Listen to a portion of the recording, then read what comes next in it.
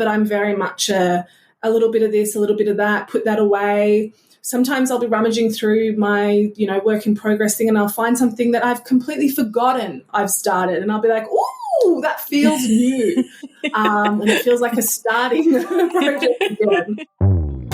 You're listening to Fussy Cutters Club podcast, a show that gives you permission to cut into the good fabric so you can make quilts you love.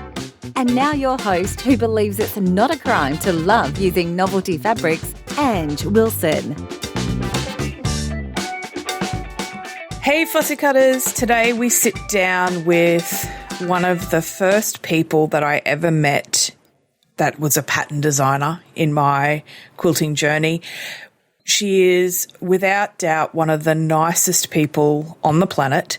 She is super talented. She has a really, I want to say unusual, but that makes it sound weird, but it's a really considered and thoughtful outlook when it comes to creativity and creativity in a person's life and creativity as a mental health antidote.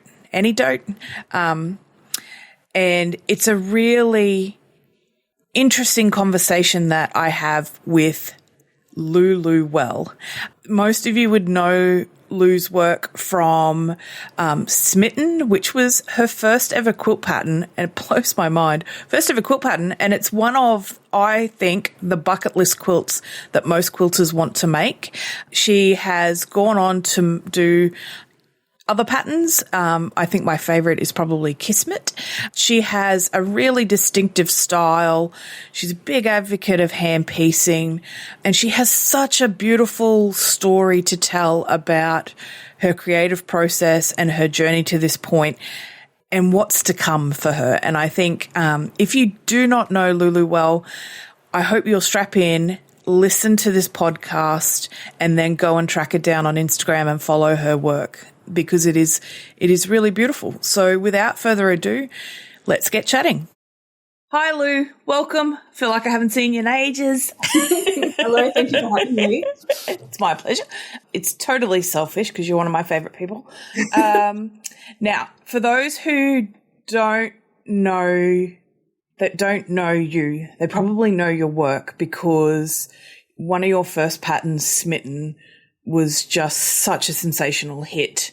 And still to this day, people love working on it and making it. And I think Smitten is one of the bucket list quilts for people to make.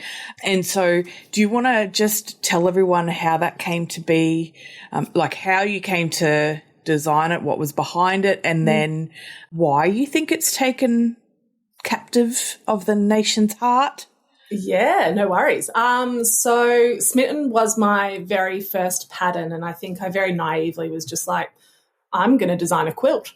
And I often say when I'm teaching and talking about Smitten that I think fractured hexagons, which Smitten is based on, was a fast-moving train in the patchwork industry, and I just got on at the right time, at the right stop. But she's been incredibly good to me and has always been popular, but I guess the real turning point was Tula Pink made it, which is incredible. And I think we turned her bad luck into my good luck in a way, because she was touring in Australia and unfortunately somebody stole her project bag that she was working on, and she needed something to work on, and right place, right time, happened to hand over a Smitten papers pack to her, and she made it. So, yeah, I think that's really why Smitten has taken off in such a big way and is easily my most popular pattern by a long shot, really. And it's really funny because I don't know where I saw it in the past week, but I saw a photo of Tula Pink, and I'm assuming it was her being given, like getting the Smitten stuff, because it's her at a quilt show holding the pattern and some fabric, and like someone's taken the photo as she, And I was like, I don't know. I think I was searching the hashtag for inspiration. Yeah. And I was like, oh, what an iconic moment to capture that someone has just picked up something and it's going to start a roller coaster ride kind of thing. But Smitten, Smitten you wrote for hand piecing. I did. And you didn't write Smitten necessarily for fussy cutting, but you fussy cut in Smitten. Yes. And so people kind of took it and ran with it, and then there's been versions of it over the years where people have gone to town on the fussy cutting. And because so you did it for hand stitching, but it's popularity now, I'd say. Do you think more people EPP it than hand stitch it? Yeah. Yes, I think majority of people EPP it. I get a lot of DMs and a lot of messages on Etsy saying, like, for EPP troubleshooting, and I'm like, yeah, I can try. And I definitely know how to EPP, but it's not my first preference in making. But most of my quilts do translate to EPP because I love just a straight line block. So I really love all the EPPers, and I'm very grateful for them because, they've definitely kept my pattern business alive, making my quilts EPP, yeah. So I started it way back when, and the quilt for me has some special memories because I bought it the first time I was in a store in Melbourne, and you signed it for me a few years later. And then it was when I bought it in that store, the recommended thing at the time was to buy the Marty Michelle template set H. And so I bought that template set, and it was the first introduction I had to Marty's template system. And then I actually machine pieced a lot of my blocks when I first started making Smitten. And I pulled them out the other day because it went to the work in progress pile. And I'm quietly impressed with myself and my Y seams, but I'm not doing it now. I've picked the project back up again, and I've converted back to EPP because I'm like, as much as I love the swiftness of machine piecing it, I kind of want the meditative sitting down and stitching it and the consideredness of hand stitching it. But yeah, so that was the first time I ran into Marty's products. And then when Fat Quarter Shop suggested them for the Farmer's Wife so long, I was like, yeah, they're good quality. Yeah. And I was using them to cut pieces yesterday, and I was fussy cutting the pieces, and I'm like, oh, they're so good because they got the seam allowance and a center square mark. But yeah, so anyway, we digress. So that's where I started. Then you have other patterns in your Etsy store, and I really love that your patterns are a take on traditional blocks, but with a really contemporary vibe to them. They're not dated. They're not stilted, or they feel really fresh in this new space. Do you have a preference? Like, does your heart belong to traditional blocks, or is it just you like the geometricness of it, geometry? Thank you for being so kind about my work. But it's funny. I definitely love modern quilts, and I do a bit of improvised too and stuff, but my heart is really attached to the traditional, more fundamental aspects, patchwork and making blocks. And I think I've just grown up around quilts, working in patchwork shops and stuff, and I've seen so many quilts and been around so many amazing quilts. And it quite often is the very simple, more traditional block patterns that capture my heart. Log cabins, courthouse steps, grandmother's gardens with hexagons. They don't have to be super flashy in the design elements, but done with the right fabrics, they can just be incredibly beautiful. And I like the history element of it, the ancestral element of it, yes, we can use all these beautiful modern fabrics in bright colours and stuff, but working with the more traditional blocks kind of connects me back to the people, so many people who came before us who made these wonderfully practical yet beautiful items for their home. But yeah, always with a bit of a modern edge, modern twist, using stripes in a funky, bold way, or fussy cutting something in a funky, bold way in a traditional block. That's just chef's kiss to me. And we'll be right back. Are you looking for a safe space to express who you are as a fabricaholic? Look, that seems funny and it's all weird and it's right for me to say that. But let's face it, if you're listening to this podcast, there's a fair chance that you have quite a substantial fabric collection and that you pay attention to what fabrics are being released, that you like being creative, that you make time for patchwork, and that you look for friends who share a similar outlook on life and a similar appreciation for creativity and sewing and fabric collection and what the latest designers are doing. Look, if that's you, the good news is I've started a safe place for all of us to get together. It's all about having a place where you can come, share your creativity, share your favourite fabrics. We're not going to be quilt police. We don't care if your favourite fabric is a fabric that's covered with rubber ducks. Bring it, sister. That's what we want to see. So if you're looking for like-minded people, why not check out Society Gnome? You can find all the details at gnomeangel.com. We look forward to welcoming you to the group. And now, on with the chat. So you touch on the heritage. So everything that you were just saying, I was like, yes, that's it. That's me, because I'm the same. I really love traditional patchwork, and I was drawn to the craft because of that, the history behind it and the thought of passing something on for generations to come. And I think as a new mum at the time, I was very much, if anything happens to me, my baby shall have my quilt. Yeah. And so, you know, there's that sense of permanency that the craft offers women especially. And so I guess that ties in nicely with the fact that you're a doula. Yes. By trade. I don't know whether you can call. I actually kind of go, I think doula must be a calling because it's a very specific role. Can you tell us what a doula is? Yeah, so I guess doula, I think, is a Greek word, and it just loosely translates to like support person. So, you know, we hear about birth doulas and they support women through birth. There's death doulas who support people through death. I consider myself a postpartum doula, so I come in after birth and help women through that transition from no baby to mother. And I'm quite fascinated by the rawness of a human experience and even the like nitty-gritty, not too great stuff in the human experience. So I may even, you know, sometimes I consider myself a grief doula.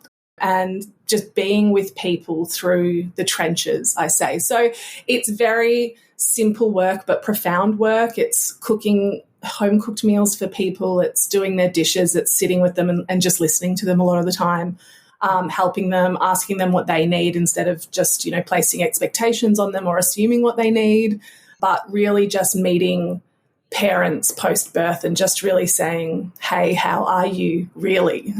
That's what doulas mostly do. Yeah. So what drew you to, like, because it's not one of those things where in high school they go, oh, yeah, as a career option, you could be a postpartum doula. So how did you find that role in life? Yeah. I guess having a baby was the biggest transition for me. So I'm a mother to one. He's 5 now, but I had a very grueling pregnancy and a very tricky postpartum due to a very complicated and traumatic birth, which I think a lot of people identify with, a lot of birthing people identify with, and kind of realising that, you know, you can have all the support in the world from everyone in your life, but there's a very specific kind of support that doulas offer. And realising that, oh, maybe I didn't have that. You know, who can I really speak to about the not very pleasant aspects of this without it possibly triggering that person who's listening, or maybe them taking it on board and thinking, oh, this is about me and how I'm showing up, because that's not even the case. Yeah. And then sort of becoming quite fascinated with, you know, finding doulas on Instagram and watching what they do. And then I started to do some online courses because obviously it's an unregulated space. There's not like a degree of doulas, but there's plenty of great online learning tools and online courses you can do. And I just did them more as a healing journey for myself to make sense of what was happening for me in my world, and then realising, oh, this is kind of connected to what I already do in the craft space and what I do for my friends and just who I am and how I show up in the world. And that's just being real and being honest and not being afraid to talk about maybe the bad, using quotation marks, aspects in life. And also realizing that, this kind of is already happening in stitching circles where people are kind of, meeting for social sewing and opening it up and connecting and bringing homemade goodies and supporting each other as women. And I was like, I kind of have already been doing this with how I talk about mental health stuff in regards to my sewing and all that thing, all that. It all just kind of connected and lined up. So it just felt like a soul passion, a calling, if you will. Yeah. I would have never thought, I'm going to be a doula. Back in the day, I wouldn't have even known what that word meant. But, very honoured to be doing that work now. Yeah. Yeah, and it is really important because I think a lot of times a stranger can be the shoulder that people need but don't know they need. And you do talk about how the craft kind of weaves itself through that. So do you find your approach to patchwork is a meditative healing kind of approach, whereas, for a lot of people, they talk about craft in this speed. Oh, I've got to make this and I have to get that done and I have to have all of this stuff and I have to do it this way and then I have to post it on social media and I have to share it in a special way and Do you find that your approach to patchwork is the antithesis of that you are the antidote to the poison that is this current kind of culture of speed and not enjoying it and just doing it for show, performative craft? Yeah, I guess I am, and not necessarily by choice, just by natural instinct. And look, if that floats your boat, if you want to pump out 8 quilts a week on your machine and just and that makes your heart sing, have at it. Who am I to tell you? But I'm not interested in that. I don't, it doesn't align with me from a consumption perspective. I also don't know what I would do with that many quilts. And as cliche as it is to say, for me, it's the journey of the piecing rather than the finished product or the destination. Yeah. If people, if anyone's waiting for me to finish a project, they're going to be waiting a long time because I kind of flit around from different things and it is much more of a creative expression. Yeah, I think my bio on Instagram is like making meaning through making. And that's really how I see it. It's making sense of thoughts and feelings and channeling myself into a creative project that is very, as much as I'm patient with it, it is patient with me. Like I'm quite fascinated by painting, but as a mum of a smaller human, I don't have the time to do the painting, then wash the brushes and pack up and respect the painting space, hand piecing, I can pick it up and put it down, pick it up, do a few stitches. Mom, I need you over here. I can put it down and it's waiting for me. And I love that about it. I like that it takes minimal tools to hand piece. I can carry it in my little handbag and whip it out at social things and just have a little stitch while chatting to people. I couldn't drag my machine out and have it going, no, while I'm trying to chat at the family barbecue. So I like that about it, and it is definitely more about the doing than the having of a finished quilt. And I think there is a way to because I find for me coming into the safe space of the studio and having that machine time allows me to think about things. And so I think it's more that approach towards why are you making? Is it for a status symbol? Is it for the bragging rights of saying I made this and I finished it within 20 minutes and did it? And I think while there is nothing wrong with that occasionally, the way that we are building women up to be like that all the time is where the burnout happens and people get frustrated and upset and they leave and it does more damage to the craft. So it's always really lovely to see someone. And I don't think that they necessarily need it, and I don't think that that's how you approach it, but by default, giving them that permission to go slow, to enjoy the creative process. And there needs to be more of that, in my opinion, in the industry where we're giving people the safe space to do it the way they want to do it. And so that brings me to your Instagram feed, which I think is a thing of beauty. And it reflects the fact that I would say, looking on, you're third passion, if doulaing and patchwork are the first two, I mean, family aside, obviously, but those two things for a creative refill, then photography would have to be your third thing. Yes. And so your Instagram feed has this, I want to say, light to it, that, and not light in the sense that, you know, it's light and airy, but there's always shadow and light play in your photos that I really love. And, you know, you photograph your process in what I don't think feels like a staged kind of, you know, here's my, like for me, I like a good flat lay, but I spend hours trying to get the positioning on the flat lay right. And to me, that's like a secondary hobby, is the getting that kind of product photography right. Whereas your default product photography feels like it's recording your life. Yeah. Does that make, whereas mine's very much, I'm showcasing this product. Yours is very much, I'm capturing this moment in time and the way the light came through the window and the way the fabrics were together. And so do you see your photography as an extension of your quilting or your doulaing or your creative outlet? Very much so. And even more so in the last little while. Like photography's kind of always been there for me, as I always call it like a mini focus or a mini project. And it's like sort of this year really become much more of a major focus for me, and realizing it's a huge extension of my creative outlet. And yeah, it's much more candid than maybe some other content creators in the industry. One, I don't really have, as much as I've got endless patience, like I'm a hand piecer, I got a lot of patience for creative projects, but flat lays and stuff, I think I would get too stuck in my mind about it having to be perfect. And when I find myself in that space, I stop creating. So it's a bit more like slapdash. I think like if people are looking for a perfectly flat quilt on a white background, you know, whole quilt photo, I ain't your girl. You're going to see much more sort of creative captures of my quilt and my creative process. And I've been trying to do more portrait photos and taking photos of families in the area and stuff, and exploring that as a creative career possibly.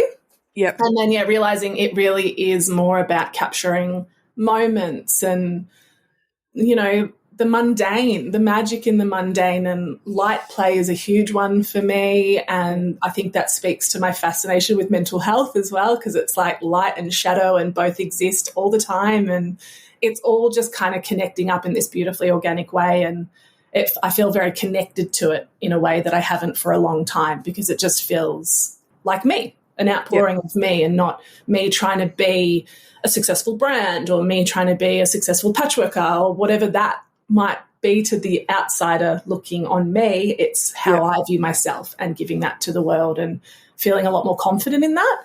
And yeah, just always on a journey. You know, if you speak to me in 6 months' time, it'll be different. Like it's just constantly an evolving project, and I feel most confident there. Yeah.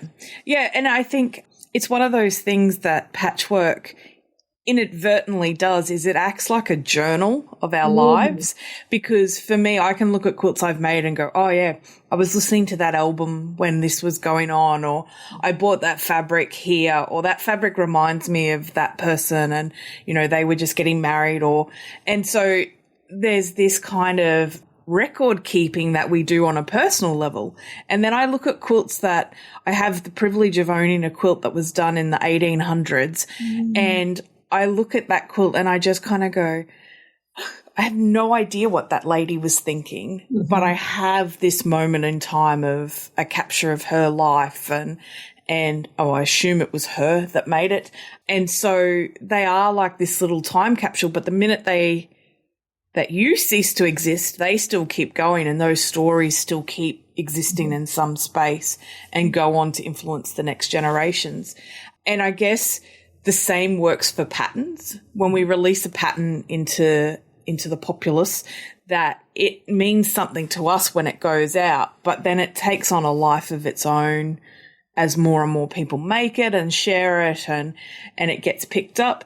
And so I guess moving forward, are you going to be releasing more patterns, or are you, do you go, oh, I think if I do one a year, that'll be great, or is it going to be like an ad hoc thing? What can we expect from Yeah, definitely more patterns. I'm just sort of dipping my toes back into that. I took a little break for a while, and I definitely have a whole folder on my computer of quilt ideas. There's about 8 different designs in there, and I just need the time to make them. And I'm about to release a pattern of mine that is a quilt I made a long time ago called that fairy tale quilt, and I just, every time I would open it to do it as a pattern, I just wasn't that connected to it. But recently I've kind of circled back in, and for me, it all just has to be, I guess, in alignment with where I am and what's going on in my life. I'm very much absorbed in the motherhood space, especially in my own journey with motherhood. So patchwork kind of slots in around there. But yeah, I can see myself definitely releasing more patterns. I can see myself in the near future possibly releasing maybe like an online course for, a beginner's guide to hand piecing. Yeah. I have a Post-it note in here somewhere stuck up that says for the beginner, because that's really a passion of mine, is sort of engaging more people in with the craft of patchwork. I'd love to see more people give it a go. I know so many people that want to, but maybe find it daunting. And that makes me a bit sad, because it shouldn't be daunting. It should be exciting, and people should, follow that desire to do it. But yeah, I'll always have a little finger in the quilting industry. I think it's been good to me, and I love it. I love quilts. But yeah, I don't know. We'll see where it goes. But yeah, hopefully more patterns, some more online courses. I love teaching, things like that. So yeah, stay tuned, I guess. So we'll work that together. yeah, which is how I like to do most things. You've got, it's hanging behind you, which people won't be able to see, but I'll put a link in the show notes to the photo of it on social media. You've been working on a rectangle version of I don't even know whether you would call it a scrappy trip around the world, because normally those things are huge, massive, but these are like little vignettes of fabrics in at the moment they're 1, 2, 3, 4, 5 rounds. Mm-hmm. Is 4 this rounds. Well, if you count the middle, 4 rounds, but a middle. I don't know. I think it's. Well, it has to have something to go around. So I think, anyway, so is this going to be something that you release later on? The fussy cut again, fussy cut stripes, fussy cut bugs, some OG Denise Schmidt, those stripes that I don't even know what you would call it, a citrine or a lime green, yellow colour, was just perfection when she released that. So as much as your craft is slow, you are really considered in your cuts about how you use pattern and things like that. Is it instinctual for you, or is it something that you've kind of gone, it's a learned habit to do it? Like, when you first started working with stripes, did you have the thing where all the stripes had to go in the same way, or was it something that over time you went, I prefer it better if they're uniformed? I think it's always been there, definitely in the last few years. It's funny, I like fussy cutting stripes the most out of anything. One, I think it does something that makes my heart happy, and it's probably, as much as I'm like a bit of a chaotic crafter, I like that uniformness through the block and through the quilt. If they're all kind of traveling in the same way, it will lead your eye around nicely. And I find fussy cutting stripes, because the repeat is small, there's less wastage, which is a big thing for me with fussy cutting. Sometimes I'm like, oh, wow, look at this lovely bit of lace I've created with all these stripes. But I guess it is instinctual. It's just what makes my heart happy. But, I mean, I worked in a patchwork shop for years, 10 plus years, and travelled and got to go to quilt market a lot and stuff. So as much as I would say it's instinctual, I imagine it's also very learnt from just being absorbed in quilting and seeing lots of quilts and being like, I couldn't say where I picked it up from, but I must have seen it somewhere, I imagine. Like, there's very few original ideas anymore. So it's a bit of nature, a bit of nurture. It's a part of who I am. It's also probably from just being around quilts so much and working out through seeing other people doing it, what I liked through trial and error. But yeah, I think every time I work with a stripe, I am lining it up and making sure it goes a specific way. But in saying that, if I sewed one in wrong, I would leave it, because like that stuff I find cool too in quilts. If there's a little like, oh, that's a bit funny there, that moment. If you run out of something, just chucking something else in. I love when that happens too. Yeah. And that's reflected a lot in the traditional quilts too. In the older vintage heritage quilts, is that they start off with what seems like a lot of one, and then suddenly it changed to some random fabric because they ran out at some point. And the thing I wanted to ask you about, because I think of all the people I know, you would probably be most aware of it. But do you think to truly unlock what it is that you love in the craft, you have to be brutally honest with yourself on the inside, and you have to listen to the inner, I like this or I don't like this?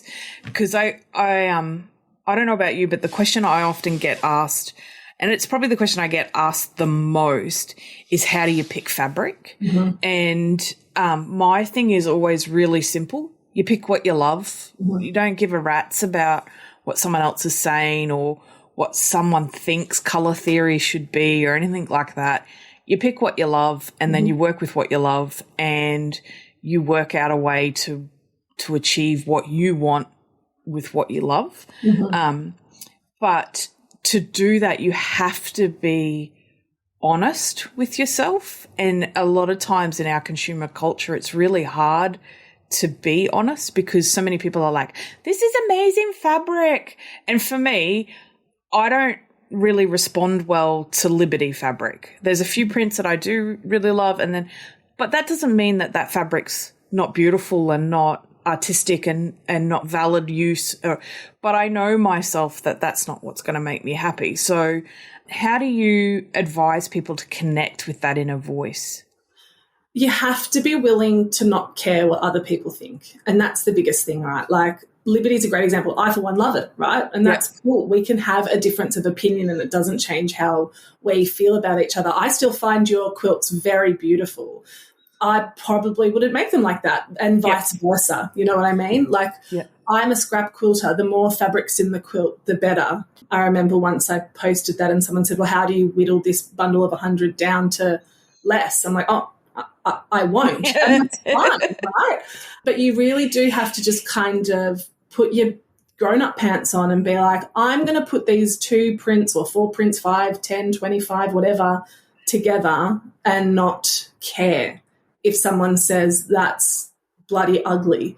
And that's just life. We all dress differently. We all choose different haircuts, different jewelry. Our quilts are going to be different, and that's really the beauty of the patchwork industry and quilting. You know, Smitten's a great example. You go to that hashtag, there are so many different varieties, so many different fabrics. There's ones that people have made all in one designer. There's scrappy ones. There's Civil War reproduction ones. There's all sorts of like Smitten's out there, and they all have their own unique flair to them. And you do just have to be confident enough to do what makes your heart happy.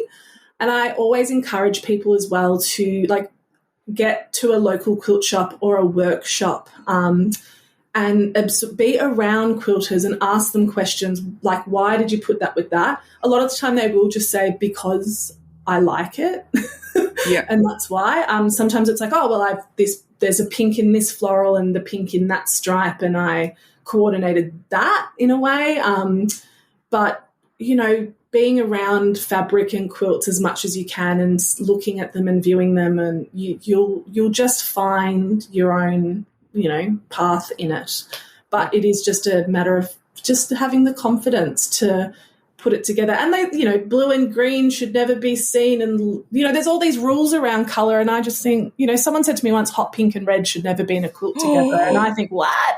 Yeah. They're great together. And, you know, the quilt behind me that you were talking about has that really sharp green. One of them is almost like a fluorescent green, and it wouldn't be for every project, but I love it in this one. And yeah, it was just like, oh yeah, that'll be fun for this quilt. And then the next quilt, it'll be a different palette all together, and then I get to explore those colours. So just give it a go and see where you end up, and it's okay to change. That would be the other advice, is that the quilt you made 5 years ago and the quilt you make now, they could be completely different, and that's really cool too. Yeah, and I think you touch on a couple of things. Be an observer, and when you're observing, do it internally, obviously, because not everyone needs to know. But that thing of when you're looking at stuff, even if it's photos in magazines or Instagram, or, you know, you're at the local homeware store or Target or wherever, have a look around and see what colour and pattern you respond to, both positively and negatively. Like, what's the stuff that you kind of go, oh, I really love that, but, you know, you'll see something else and go, oh, I can't do that.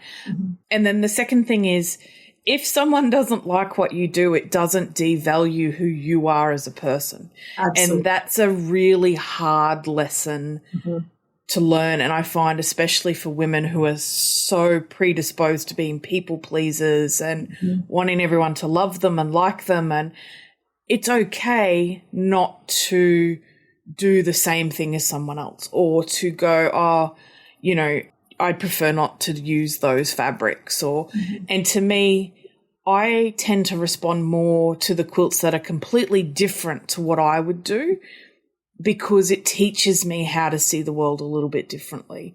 And so, you know, there's value. If we were all the same, it'd be a really boring planet to be on. 100%. Yeah.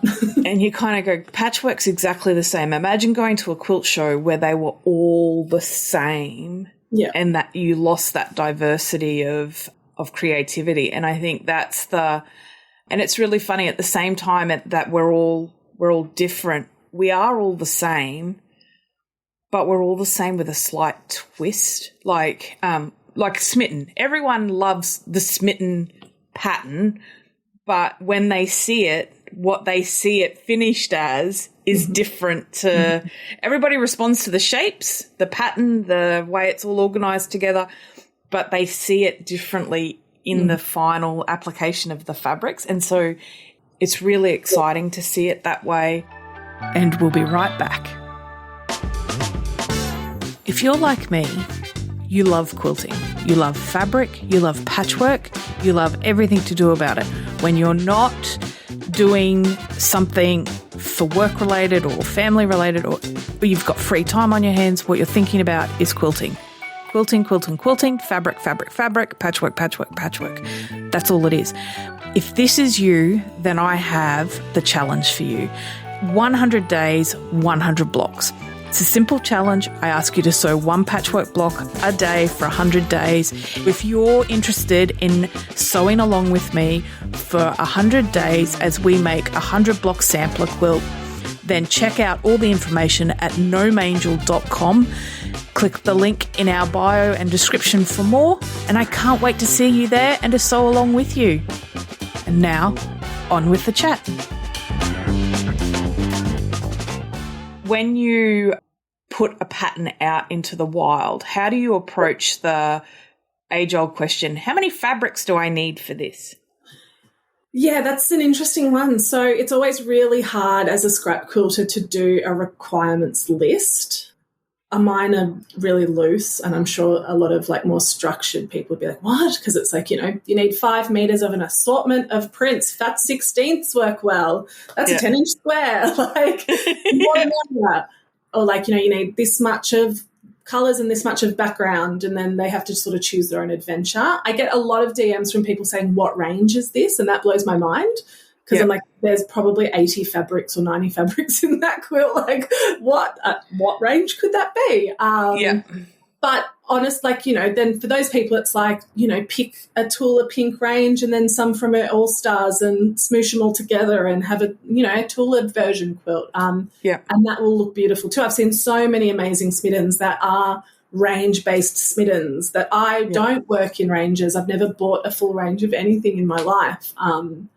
And they're still stunning quilts to look at. So, but yeah, requirements from me, it's like just as many as you can, and and chuck them all together. And I always say to people, if the stack of fabric kind of blends and looks nice, then all the finished blocks will blend and look nice, and try not to overthink it. And then I'm sure the very structured patchworkers in the world are like, this woman's driving me mad. There's a tick developing from yeah. But that's okay. Like, we'll work it out together, sort of thing. But I think with fabric, it's a lot easier to put 100 together than it is to find 10 that coordinate. But that's just who I am, and, you know, what I grew up around. I guess that's a big part of it too. And I also think here in Australia we do scrap quilts just phenomenally. I mean, I'm biased, but I would say better than anyone in the world. I don't know what it is or how it's happened or anything, but I just think we're doing funky things in the scrap quilt world. I think my theory is it's reflective of the fact that we have limited stuff to pick from, and shops often don't order an entire range. Yeah, and pre-cuts are the thing, they don't tend to order a lot of pre-cuts either. So it's not like people were going out and buying a set bundle of that's what. And I think Australians, I'm always amazed when I travel, you can pick the Aussie out because they tend to be wearing really bright clothes, whereas a lot of other cultures kind of do a more subdued palette. And I've often wondered whether it's because in my limited travel experience, the sun is different in Australia, and the light is different, and the colouring is different. And so Aussies have this kind of relationship with colour that I think a lot of other people or other cultures don't tend to have. And we're a hodgepodge. We're a migrant-based country, and so we take from a little bit of all cultures. But we digress. The thing about fabric is a really interesting one, because as a pattern writer, and especially because my jam is samplers, traditionally samplers would just go, you need 7 meters of an assortment of prints, and that's it. If you were lucky, most sampler patterns don't have fabric requirements at all. And as we started doing sampler patterns, that was the question we got most of, like how many, And so the patterns evolved to include a breakdown of, I tend to do 4 colours for people, a background, and then three colours. And it was never something that I worked with. Like I never work, like I can pretty categorically say I never work with an entire range. Even the designers who I love, I pick and choose from each range, and I collect over a period of time. And then I get to a point where I'm like, okay, I have enough fabrics from that one person. I can finally start working with them. And so it's that thing of, I found it really difficult to kind of go, all right, just use 4. But I'm doing something that for the May quilt that's kicking off, that I will be working on when this airs, where I've limited myself. Originally I was like, I'm just going to do the 4 colours and I'm going to lay it out exactly as I've written it in the pattern. Because I think of all the quilts I've made, I've never made them as per the pattern. And even that, one of the fabrics, I was like, I'm going to use 2 fabrics for this one fabric because I couldn't.